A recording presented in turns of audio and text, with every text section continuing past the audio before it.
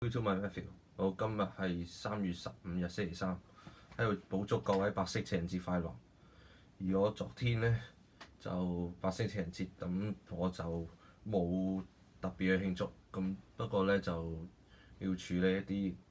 學業上嘅嘢，因為我其實而家都即係大家都知道3月中啦，咁3月中大概係呢個 Sem 2嘅中間階段啦，咁就開始要交好多嘅 individual and group assignments 啦。而昨天就同啲同學一齊處理咗個 group assignments 啦，咁啊開會大家一齊去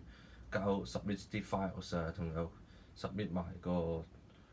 哋嗰個 video 啦，submit 埋我哋個 presentation 個 video 去俾啲 lecturer 啦，幫我哋去改去 mark 啦。就其實中間因為嗰個系統上即係有時科技上嘅嘢，即係都唔可以話100%去即係好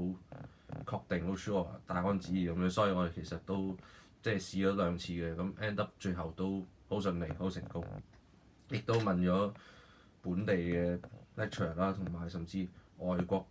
當地嘅 lecturer 一啲即係當地一啲 IT 嘅成員，佢哋都好即係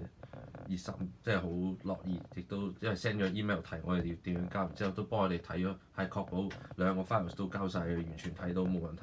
都非常之好，咁就都好感恩。而家就完成咗一份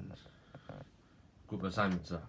咁嚟緊下個星期有第2份 group assignment 另一科嘅，咁我哋都會又再拍一個 presentation 嘅片啦。而喺呢個星期空檔咧，咁我都要去剪頭髮，大家都見到啦，可能應該見到我頭髮開始比較長啦，咁又過2日應該要去剪㗎啦。都繼續祝各位保持身體健康啦，喺而家接近春季嘅時候，轉季期間都保持身體健康啦。咁過2日天氣都可能會轉暖嘅，但係都繼續小心啦，因為可能個星期之後可能會有轉涼啊，始終都未係去到最熱嘅階段，係啦。咁所以都繼續小心個身體啦，同埋飲多啲水，係啦。我哋下條片再見，拜拜。